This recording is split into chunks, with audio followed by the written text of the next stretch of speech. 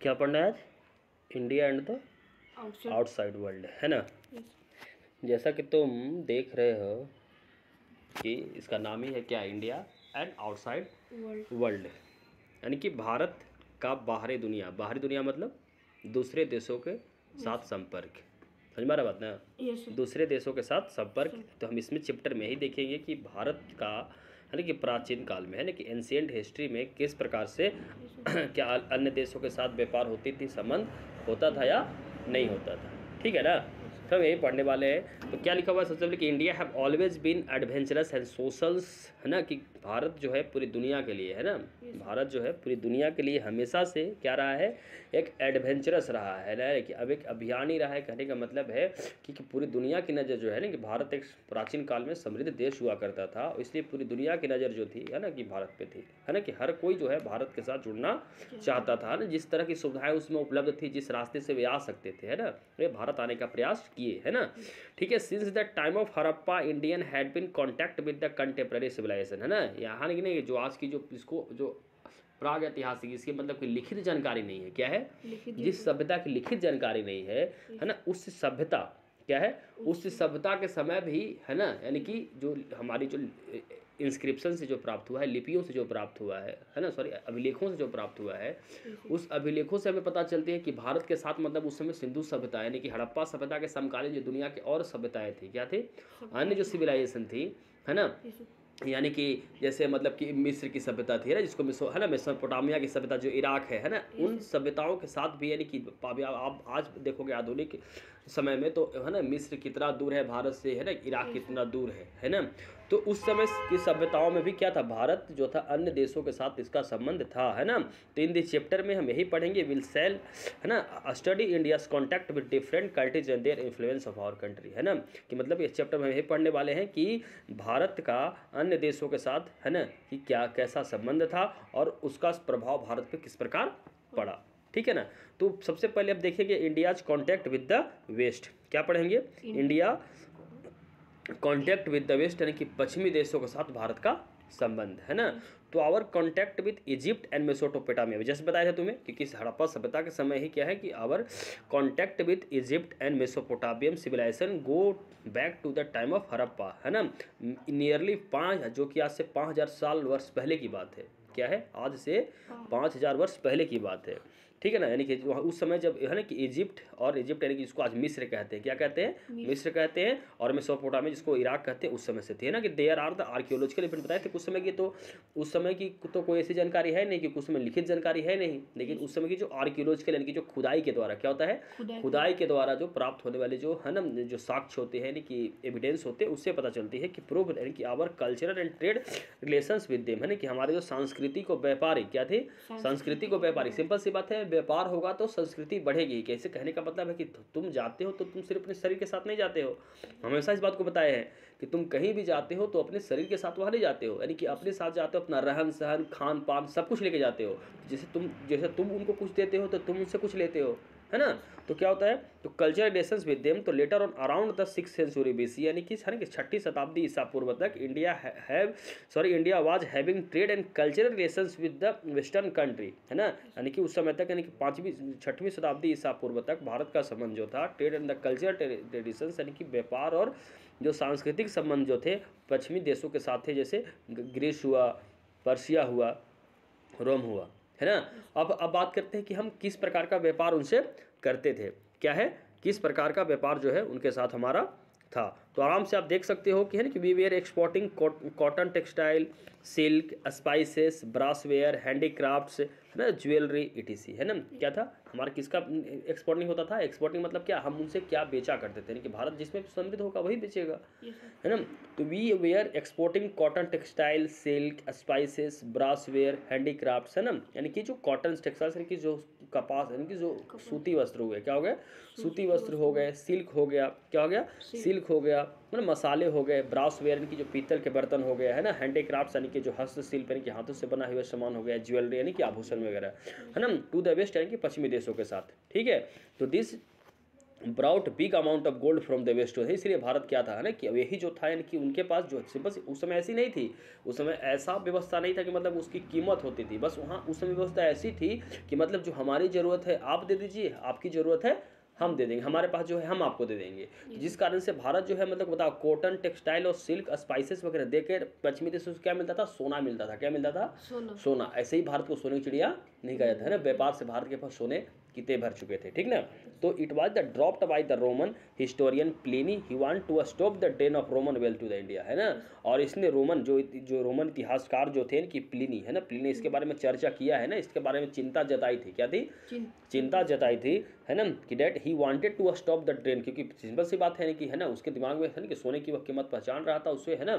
तो उसे लग रहा था कि भारत किसे यानी कि रोमन देशों से यानी कि जो सोने का क्या है यानी कि धन का निष्कासन हो रहा है, यानी कि वहाँ का धन समाप्त हो रहा है, भारत को संपूर्ण बनाया जा रहा है, भारत को समृद्ध बनाया जा रहा है ना। इसकी चिंता उसने जाहिर की है ना कि it was deplored by the Roman historian Pliny, है ना, ठीक है। बुद्धिज्म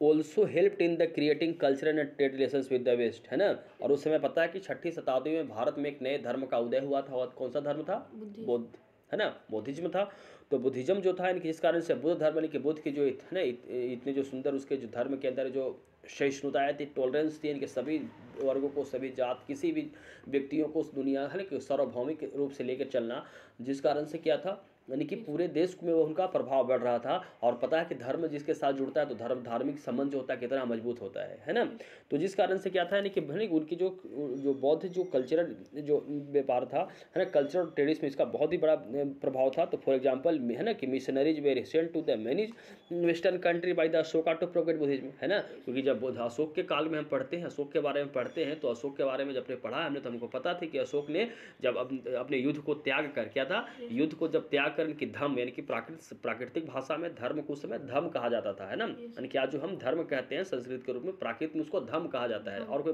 अंतर नहीं है, ठीक ना। तो जो धर्म जो था यानी कि धर्म वही यानी कि उसको धर्म को प्रसार के लिए, यानी कि जब बौद्ध धर्म अपना लिया था तो बुद्ध धर्म को अपनाने के लिए उसने कई देशों में क्या था यानी कि कई देशों में अपने जो मिशनरीज यानी कि अपने मिशन भेजता था, यानी कि अपने बौद्ध धर्म को प्रचार करने के लिए, है ना, कि हमारे बौद्ध धर्म किस प्रकार है आप अपनाइए, है ना। तो इसी लोग है, तो है ना कि बताए थे कि अशोक के दो पुत्रों ने कि, है ना, कि दो संघमित्रा और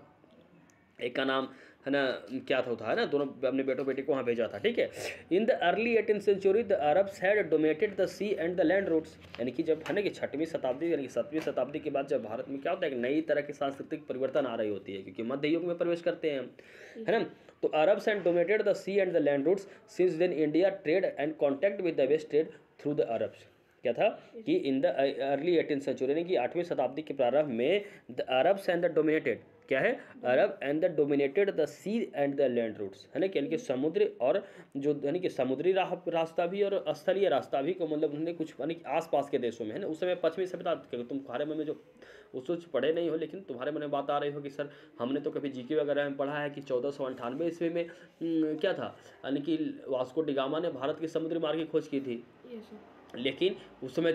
इस समय कैसे समुद्री रास्ता मतलब कि अरब देशों की बात हो रही कि अरब देशों ने मतलब कि अरब तो एशियन कंट्री है अभी, तो उन देशों ने क्या किया था कि भारतीय समुद्री रास्ते उनको पता थे, है ना। तो इस कारण से अरब से समुद्र और स्थलीय दोनों मार्ग से व्यापार होता था, ठीक है।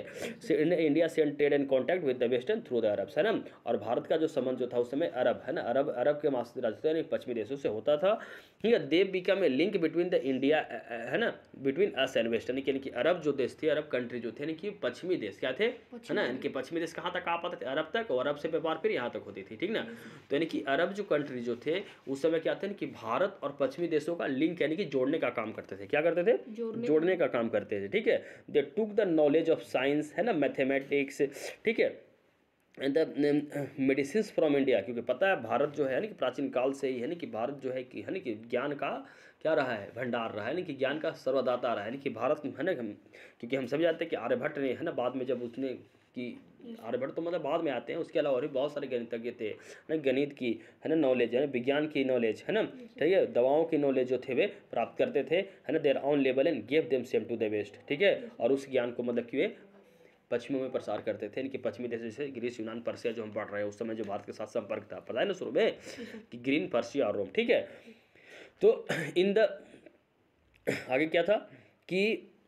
Many of our basics were translated in Arabic and Persian language, है ना कि भारत के जो उस समय जैसे बहुत सारे मतलब कि जो भारत के जो साहित्यिक स्रोत जो थे क्या थे, साहित्यिक यानी कि लिटरेरी जो स्रोत जो थे, सोर्स जो थे, जिसको अरब वासियों ने, है ना, समझ गए, अरब वासियों ने उसको अपनी भाषा में समझ, क्योंकि अपनी भाषा में से लोग सारे समझ पाते, है ना, उनको उस शिक्षा को प्रसार करने के लिए उसको अपनी भाषा में अनुवाद कराया, जिस कारण से लोग उसको समझ सके, भारत को ज्ञान को अर्जित कर सके। तो समझिए भारत की स्थिति क्या थी, है ना,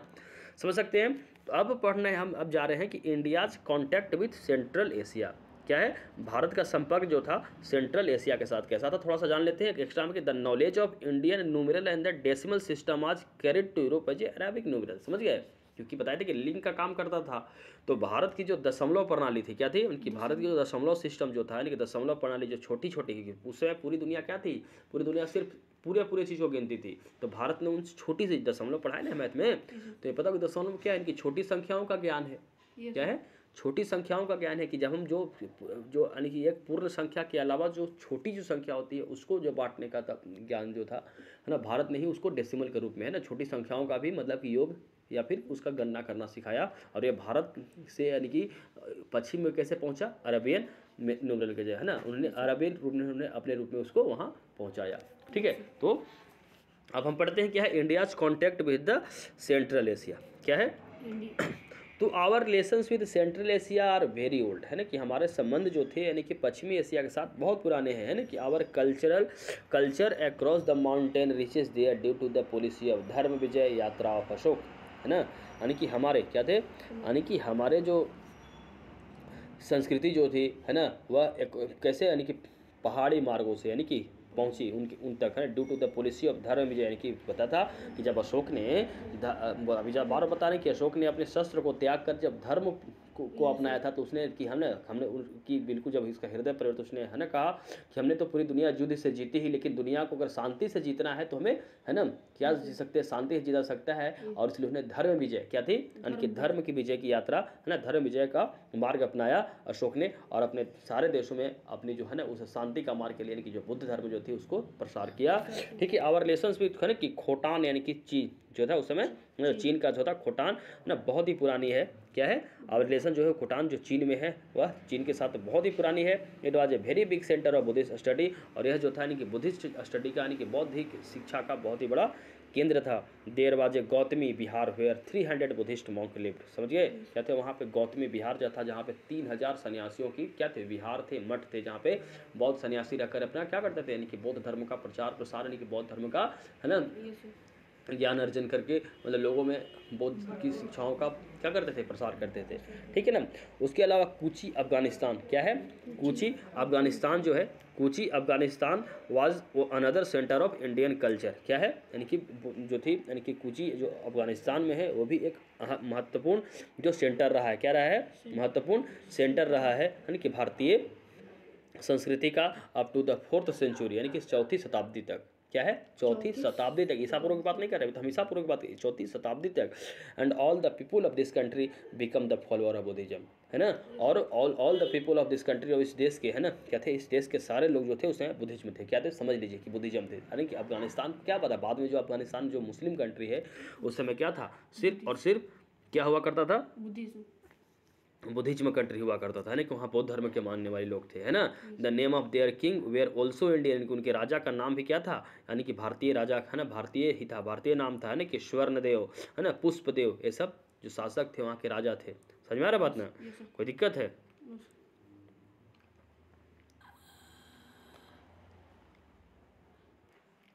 ठीक है, कि मतलब कि वहाँ के जो राजा भी थे, है ना, बता तुम्हें कि वहाँ के राजा भी थे, यानी कि वे पुष्पदेव जैसे, है ना, हिंदू की, है ना, हिंदू शासक थे, और स्वर्णदेव जैसे। They adopted Sanskrit and Prakrit language, है ना, उन्होंने संस्कृत और प्राकृत भाषाओं को क्या किया, अपने राज्य की जो कार्यकारिणी भाषा होती है उसमें उसको अपनाया। एंड इंडियन प्राइज, है ना, sorry, and Indian Prince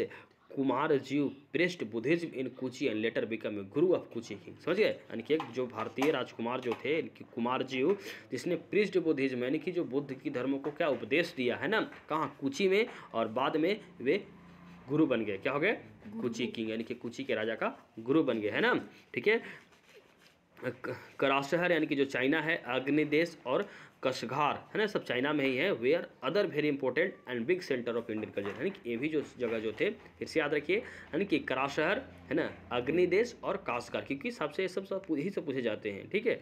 where other very important and big centre of Indian culture, है ना, कि भारतीय संस्कृति के एक महत्वपूर्ण केंद्र थे। Many manuscript of Sanskrit and Prakrit was have been found there which provide an evidence of our relations and impact of our culture on them, है ना, यानी कि वहाँ से जो प्राप्त जो कई सारी जो मैनुस्क्रिप्ट यानी कि जो पांडुलिपि यानी कि जो हस्तलिखित है, क्या जो हाथों से लिखा हुआ है ना, और उसके संस्कृत और प्राकृत के वैसे बहुत सारे पाए गए हैं जो, है ना, जो प्रोवाइड करती है एविडेंस यानी कि प्रूफ देती है कि हमारे संबंध का जो प्रभाव जो था, इनकी सांस्कृतिक प्रभाव कैसे था उन पे, ठीक ना। इन इमेज ऑफ लॉर्ड गणेश, है ना, कुबेर एंड त्रिमुख है, यानी त्रिमुख यानी कि उस शिव जी को, ठीक है ना, यानी कि गणेश, कुबेर और त्रिमुख जैसे जो मूर्तियां जो है हैव बीन फाउंड इन निया, है ना, इनकी निया यानी कि चाइना में पाए गए हैं, ठीक ना। एंड द अंधियार में भी पाया गया है। Afghanistan was another great centre of Buddhism, है ना, अभी जस्ट बताया था तुम्हें कि यानी कि और अफगानिस्तान तो बौद्ध धर्म का एक प्रमुख केंद्र था ही, है ना, ठीक है। The largest statue of Lord Buddha was at Bamiyan, अभी भी तुमको है ना जो पूछा जाता है कि बुद्ध की सबसे बड़ी मूर्ति कहाँ है, इनकी सबसे बड़ी मूर्ति जो है बामियान, क्या है, बामियान जो है अभी भी क्या है, अफगानिस्तान में ही है ना, सही है। बामियान जो है बुद्ध की बहुत बड़ी है प्रतिमा है बामियान में, ठीक है। Recently it was the destroy by the some Islamic fundamentalist, लेकिन आधुनिक काल में यानी कि है ना कि जब मध्य काल में जब मुसलमान आक्रांताओं का मतलब कि भारत पे आक्रमण हुआ, यानी कि जब इन क्षेत्रों में मतलब मध्य एशिया से मतलब कि इधर आए, तो उन्होंने उन धर्मों को उन्होंने, है ना, देखते हो कि उन्होंने बहुत सारी चीज़ों को नष्ट किया, और नष्ट करते हुए यानी कि उसको भी नष्ट किया है, क्या किया है, उसको भी नष्ट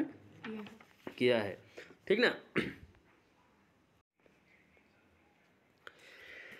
ठीक है, तो अब आगे देखते हैं, है ना, कि India's contact with Sri Lanka, south east Asia and China, है ना, यानी कि भारत का संपर्क श्रीलंका, साउथ ईस्ट यानी कि दक्षिण पश्चिम के देशों,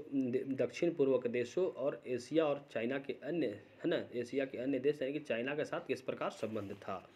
ठीक है। तो our contact with Sri Lanka is very old, यानी कि श्रीलंका के साथ भी हमारा संबंध जो है बहुत ही पुराना है। India started settling there from 6th century BC onward, यानी कि 6ठी शताब्दी ईसा पूर्व और आगे से ही मतलब उसके संबंध में रहा है ना। The ruler of Bengal conquered Sri Lanka and establish the rule of Sinhala dynasty, यानी कि बंगाल के शासक ने, क्या है, बंगाल के शासक ने श्रीलंका पे विजय प्राप्त किया और अपनी जो एक अपनी शाखा वहाँ स्थापित करी, यानी कि जो सिंघल डायनेस्टी के नाम से, क्या थी, सिंघल वंश के नाम से वहाँ एक अपनी साम्राज्य की स्थापना करी, ठीक है। Ashok sent his son Mahendra and doctor Sanghamitra, जो ही बताया था तुम्हें पिछले जस्ट बताया कि क्या है कि Ashok sent his son Mahendra यानी कि महेंद्र और अपने पुत्र संघमित्रा को भी श्रीलंका भेजा था अपने बौद्ध धर्म के प्रचार के लिए, क्या है, बौद्ध धर्म के प्रचार के लिए। द रूलर ऑफ श्रीलंका, है ना, कि Tissa also sent delegations to meet Ashoka, है ना, कि उस समय जो श्रीलंका का शासक जो था, है ना, कि तीसा, उसने भी अशोक से मिलने के लिए, है ना, जो संधि के लिए वहाँ अपने आदमियों को भेजा था, यानी कि अपने, ठीक है। महा वामस एंड दीप, है ना, दीवापस में जो है क्या है, यानी कि महावंश और दीपवंश जो है are the main sources of history of Sri Lanka, यानी कि हमें महावंश और दीपवंश में जो है कहाँ से श्रीलंका के साथ हमारा जो संबंध है कहाँ से मिलती है, महावंश और दीपवंश में, ठीक है ना, जो श्रीलंका के साथ हमारे संबंध की चर्चा उसमें है, ठीक है। Buddhism become very popular there, और बुद्धिज्म जो था वहाँ बहुत ही लोकप्रिय, और आज भी देख सकते हैं ना कि बुद्धिज्म श्रीलंका में बहुत बड़े हिस्सों में बौद्ध आबादी है, ठीक है। बुद्धिस्ट मॉन्क ऑफ श्रीलंका, है ना, कि Buddha Ghosh road the commentaries of जातक, है ना, यानी कहने का मतलब है कि बुद्धिस्ट मॉन्क ऑफ श्रीलंका, यानी कि श्रीलंका में जो बुद्ध सन्यासी थे उन्होंने बुद्ध घोष नाम की, मतलब कि बुद्ध के बारे में, है ना, बुद्ध के बारे में, है ना, जो है जो बातें थी, यानी कि जातक में उसको टिप्पणी, मतलब कि, है ना, कि टिप्पणी में लिखा है कि कमेंट्रीज के रूप में लिखा है। They have been translated into several language of the world as classic, और उसे दुनिया की अलग अलग भाषाओं में उसको क्या किया गया, अनुवादित भी किया गया है। अगर कॉन्टैक्ट विद चाइना बात करें तो हमारा संपर्क जो चाइना के साथ जो है 65 BC से रहा है, क्या है, 65 BC यानी कि 60, यानी कि 65 ईसा पूर्व से ही रहा है। Chinese scholar and traveller came to India, यानी कई सारे जो है चाइनीज जो विद्वान जो थे, यानी कि यात्री जो है भारत आए। Many Buddhist monk visited China to propagate Buddhism, यानी कि कई सारे जो थे many Buddhist monk visited China, यानी कि भारतीय सन्यासी जो थे, यानी कि बुद्धिस्ट सन्यासी चाइना गए अपने बुद्धिस्ट धर्मों का प्रसार के लिए। चाइनीज ट्रेवलर फायान, यानी कि, है ना, देखिए हो, यानी कि जो फायान, इत सिंह, हेनसांग, भारत आए। बताए थे कि फाहियान किसके शासनकाल में आया था? चंद्रगुप्त सेकंड के शासनकाल में, है ना, ठीक है। ह्वेनसांग किसके शासनकाल में आया था? हर्षवर्धन के शासनकाल में आया था ना। Visited India and studies Buddhist literature and doctrine, और बुद्ध की जो साहित्य थे, है ना, उनको अध्ययन किया। They took away many Buddhist work to China, और बुद्ध धर्म पे कई सारे उन्होंने कार्य किए चाइना में। We had politics and trade relation में चाइना, और भारत के साथ यानी कि चाइना के साथ हमारा जो है राजनीतिक और व्यापारिक संबंध भी रहा है, ठीक है। Chinese were the first to the invent paper, है ना, कि प्रिंटिंग एंड स्क्रैपिंग, कि चाइना देखो पूछता है कि सबसे पहले जो कागज का आविष्कार कहाँ हुआ, तो कागज का आविष्कार चाइना में हुआ। क्या हुआ? चाइना में हुआ। तो Chinese were the first to the invent paper,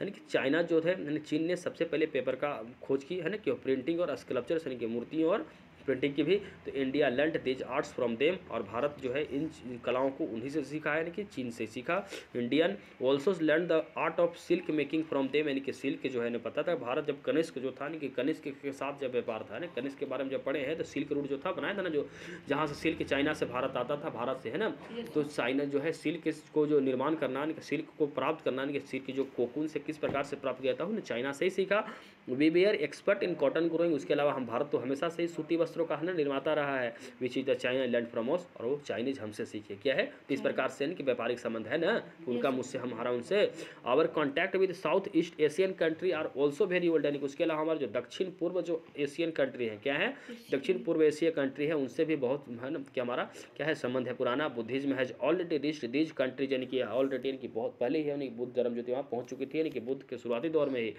many Indian traders has also visited and settled there, यानी कि कई जो थे, क्या थे, यानी कि कई जो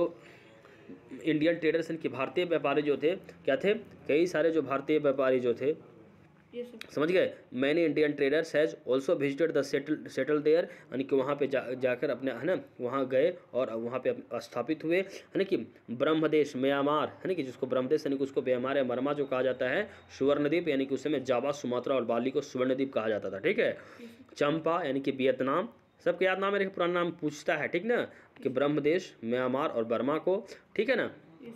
सुवर्ण देश जावा और सुमात्रा, और बाली, चंपा वियतनाम, कंबोज जो है कंबोडिया, बोर्निया यानी कि उस समय, है ना, इंडोनेशिया को बोर्निया उस समय कहा जाता था, ठीक है। वेयर द प्लेसेस, वे जगह थे जहाँ पे, where the Hindus had made their colonies, यानी कि हिंदू जो थे, यानी कि अपनी उपनिवेश बनाया, यानी कि वहाँ पे अपना रहने का स्थान बनाया। Sanskrit was their main language, है ना। अभी भी तुम देखोगे इंडोनेशिया में, है ना, क्योंकि धर्म भले ही बदल चुका है उनका, लेकिन संस्कृति में वही रहन सहन है, यानी कि वही भी, है ना। इंडोनेशिया में बुद्ध की पूजा, रामायण, महाभारत, है ना, यानी कि जो भारतीय संबंध जो थे वहाँ, उनकी संस्कृति अलग होता है। धर्म भले ही मुस्लिम धर्म हो गया उनका, यानी कि बाद में मुस्लिम आक्रांताओं के प्रभाव से, लेकिन अभी भी संस्कृति में भारतीयता वहाँ तुम्हें दिखाई पड़ेगी, है ना। तो जो है उनकी संस्कृत जो है उनकी मुख्य भाषा है, ठीक है।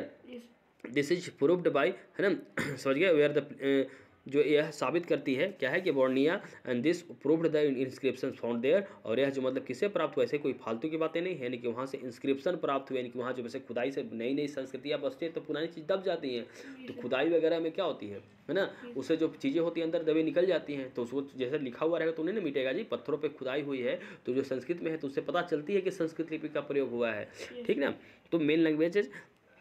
जो साबित करती है ना, in cave in Borneo 12 red stone image of Shiva, है ना, कि जो बोर्नियो यानी कि इंडोनेशिया के, ठीक ना, यानी कि इंडोनेशिया से 12 जो है लाल पत्थर से जो मतलब बनी शिव की जो मूर्ति, गणेश की, नंदी की, स्कंद की, महाकाल की, जो प्राप्त हुआ है, क्या हुआ है, प्राप्त हुआ है। This is the clear proof of existence, जो मतलब कि एक स्पष्ट साक्ष्य देता है, क्या देता है, जो कि एक स्पष्ट साक्ष्य देता है of the existence of Indian culture, Indian की भारतीय संस्कृति और धर्म वहाँ पे थे, है ना। इन बाली, यानी कि बाली यानी कि जो इंडोनेशिया में ही है। The impact of Hindu culture and religion can still be seen, उसको मतलब कि अभी भी देखा जा सकता है ना, अभी भी तुम जाओगे तो हाँ तुम्हें उस तरह की जितनी भी मतलब हिंदू धर्म की जो मान्यताएं हैं वहाँ मानी जाती है। जल्दी में देखे होगे तुम, है ना, कि इंडोनेशिया की जो राजकुमारी है ना, मतलब उनकी जो वहाँ के जो राजा मतलब राष्ट्रपति हैं, उनकी जो बेटी है हिंदू धर्म ने हिंदू धर्म अपना लिया है, क्योंकि जब हमारे पूर्वज हिंदू थे, कहते हुए हमारे जब पूर्वज हिंदू थे तो हमारे हिंदू बनने में हमारी क्या है, क्या जाती है नहीं, तो बाद में हमारे ऊपर प्रभाव पड़ा, हमारा मुसलमान धर्म अपनाए और इसे, है ना, बाद में उन्होंने अपनाई, ठीक है। तो this is a clear proof कि भारतीय जो है कि संस्कृति और जो धर्म का प्रसार जो है अभी तक वहाँ है ना। Vishnu, Shiva, Ganesh, Ram and Krishna are worshipped, है ना, यानी कि विष्णु सभी देवों की पूजा होती है, भले धर्म उनका अलग है, यानी कि विष्णु, शिव, गणेश, राम, कृष्ण सबों की पूजा की जाती है, ठीक है ना। Even today in Java A magnificent stupa at the Borobudur, है ना, यानी कि जावा में अभी भी एक बहुत ही मैग्निफिसेंट यानी कि बहुत ही महत्वपूर्ण बहुत ही खूबसूरत जो है स्तूप है एट द बोरोबुदुर, जिसको आप चित्र में आराम से देख सकते हो, है ना, क्या है बोरोबुदुर स्तूप, ठीक है। बोरोबुदुर जो है स्तूप आप देख सकते हैं, है ना, इसकी खूबसूरती को, ठीक है, कि 8 meals from the Jakarta, Jakarta से 8 मील की दूरी पे है, कहाँ, इंडोनेशिया की जो अभी राजधानी है उससे 8 मील की दूरी पे है, ठीक है। Jakarta has been built on the hill top, there is a big statue of Buddha are nearly 1500 Buddhist painting of this corridor, यानी कि उसी के पास आसपास जो क्या है स्टैच्यू ऑफ बुद्ध, यानी कि बुद्ध की जो मूर्तियां हैं, क्या हैं, बुद्ध की जो मूर्ति है, बुद्धिस्ट पेंटिंग एंड इस कॉरिडोर और 1500 जो बुद्ध जो पेंटिंग है इस कॉरिडोर में तुम्हें देखने को मिलेंगे। They are also many Shiva temples, यानी कई सारे जो शिव मंदिर हैं, क्या है, शिव मंदिर जो है ना, रामलीला थ्रू द पपेट्स हुआ, यानी कि रामलीला वगैरह जो है उसमें पपेट के द्वारा दिखाई जाती है। हिंदू ट्रेडिशन वहाँ पे देख सकते अभी भी रग रग में कण कण में जो है भारतीय संस्कृति बसी हुई है ना। They are the example of great exchange of culture, जो मतलब कि एक भारतीय संस्कृतियों का प्रसार का यानी कि, है ना, एक्सचेंज का यानी कि आदान प्रदान का एक बहुत ही अनोखा दृश्य तुम्हें दिखाई पड़ता है यहाँ पे, है ना। Art and the architecture between the country, यानी कि कला और जो व्यापार है कि कला और जो मतलब शिल्प है ना, आर्ट की आर्किटेक्चर की दिखाई पड़ती है, ठीक है। तो the reference of Champa is found in वायु पुराण, यानी कि नाम जो पता है उसे वियतनाम कहा जाता है, इस फाउंड इन द वायु पुराण के बारे में उसका चर्चा है ना। इट वाज एस्टेब्लिश्ड इन 190 सी, यानी कि 192 ईसा पूर्व इस ईस्वी में इसकी स्थापना हुई। एक ग्रांड शिव मंदिर क्या है, यानी कि एक बहुत ही भव्य बड़ा शिव मंदिर जो है हैड बीन बिल्ट देयर, उसका निर्माण वहाँ हुआ। शक एरा क्या है, यानी कि शक जो है युग जो था, शक का काल जो था, which is now our national era, जो कि पता है हमारा राष्ट्रीय संबत है, हमारे राष्ट्रीय संबत जो है, राष्ट्रीय संबत जिसको किसको कहते हैं, शक संबत को, क्या है, संघ संबत इज फॉलोड देयर, यानी कि भी वहाँ क्या होती है, मानी जाती है ना। कंबोज यानी कि कम्बोडिया, है ना, was also the great colony, है ना, कि भारतीयों का एक प्रमुख जो है उपनिवेश रहा है। Shaka Samvat and Sanskrit language were used there, यानी कि शक संबत और संस्कृत भाषा जो है अभी भी वहाँ मतलब कि उस समय प्रयोग किए जाते थे, ठीक ना, और अभी भी मतलब कुछ कुछ किया जाता है। इंडियंस गॉड्स वेयर वर्शिप्ड, यानी कि भारतीय देवता जो थे वहाँ पूजे जाते थे। इन 19th सेंचुरी, यानी कि 9वीं शताब्दी में द रूलर वशो, है ना, Yashovarman founded the new city of Yashodhapur, है ना, यानी कि वहाँ का उस समय जो यशो वर्मा जो था, यानी कि देख सकते हो हिंदू शासक, हिंदू नाम से पता चल रहा है कि founded the new city of Yashodhapur, क्या सा नए शहर जो थे यशोधपुर की स्थापना करी। और एक लार्ज जो शिव मंदिर है, क्या है, यानी कि लार्ज जो शिव मंदिर है, यानी कि एक बड़ा सा शिव मंदिर जो है, क्या है, बड़ा सा शिव मंदिर जो है वो उसका निर्माण किया। It was the great centre of वैदिक लर्निंग, और वैदिक शिक्षाओं का एक प्रमुख केंद्र था, क्या था, वैदिक शिक्षाओं का एक प्रमुख केंद्र था। अंकोर वाट विष्णु टेम्पल, है ना, यानी कि अंकोर वाट में जो विष्णु की मंदिर है दुनिया की सबसे बड़ी विष्णु मंदिर के रूप में जानी जाती है ना, ठीक है। Angkor Wat Vishnu temple Cambodia is one of the largest temple of the world, यानी कि दुनिया के सबसे बड़े मंदिरों में से एक है ना, सबसे बड़ी जो हमें सवाल बहुत बार पूछा गया है, ठीक ना, हमेशा से पूछा जाता है। There are the beautiful engravings of the many gods and goddess on its wall, है ना, यानी कहने का मतलब है कि इनकी दीवारों पे यानी कि ढेर सारे देवी देवताओं की जो मूर्ति है, जिसको आप चित्र में स्पष्ट रूप से देख सकते हैं, क्या है, कितनी खूबसूरत, कितने कॉरिडोर से लेकर सब कुछ बना हुआ है, क्या है, कितनी लंबी जो है इसकी सीमाएं देख सकते हो, है ना, कि इसके जो मुख्य द्वार देख सकते हो ना, तो ये स्पष्ट रूप से दिख रहा होगा, ठीक है। तो world there are the beautiful engage the many gods, यानी कि उसके दीवारों पे है ना इंग्रेव नंबर की है ना, उसको अंकित किया गया है, यानी कई सारे देवी देवताओं की जो मूर्तियाँ। The story of Ramayana Mahabharata डिफिशन रामायण और महाभारत की कहानियाँ जो है इस पर लिखी गई है। अराउंड द टेम्पल, यानी कि टेम्पल के चारों ओर 225 मीटर जो चौड़ी है, कितना समझ लो 225 मीटर चौड़ी जो है ना, जो चार दीवारी है, समझ गए। And the end there is also 300 metres wide bridge, क्या है, 300 मीटर चौड़ी जो है ब्रिज है, which help to reach the temple, मतलब कि क्या करती है, टेम्पल तक पहुंचने में मदद करती है। It is one of the best temple of the world, दुनिया के सबसे बेस्ट मंदिरों में से एक है, जो कि एक आज जो है कम्बोडिया है ना, हिंदू धर्म ना होते भी आ जाए तो उसे जो दिखाती है कि वहाँ पे भारतीय धर्म का क्या था, यानी कि हिंदू धर्म का प्रभाव था, है ना, ठीक है। तो Buddhism and teaching were the main factor of creating our contact, क्या था कि Buddhism and this teaching were की बौद्ध धर्म और भारत की जो शिक्षण का केंद्र जो था, यानी कि शिक्षा जो थी, यानी कि एक महत्वपूर्ण कारण जो था, फैक्टर फॉर क्रिएटिंग और कॉन्टैक्ट, यानी कि हमारे संपर्क, यानी कि हमारे प्रभाव जो है अन्य देशों पे प्रभावित होने का, यानी कि हमारी जो शिक्षा और धर्म जो थी अन्य देशों पर किस प्रकार से प्रभाव जमाया और अपनी, है ना, संस्कृति वहाँ स्थापित करी। तो इसलिए कह सकते हैं कि भारत है ना, कि किस प्रकार से है ना क्या प्राचीन काल में कई देशों के साथ महत्वपूर्ण संबंध थे और कई सारी चीज़ों का आदान प्रदान भारत और अन्य देशों के साथ हुआ। इसमें जो महत्वपूर्ण नाम जो थे उनके पूरे नाम जो थे आपसे पूछ जाएंगे, और बहुत सारे जो किस किस के संबंध थे, किस किस चीज़ों का निर्यात होता था, एक्सपोर्टिंग होती थी, भारत ने क्या वहाँ भेजा था, क्या मिलता था, ठीक है, तमाम चीज़ें थी। तो आज हमने देखा है ना कि भारत के है ना कि संबंध जो था अन्य देशों से किस प्रकार था। ठीक है, आज बस यहीं तक, फिर अगले चैप्टर हम लोग पढ़ेंगे। ठीक है।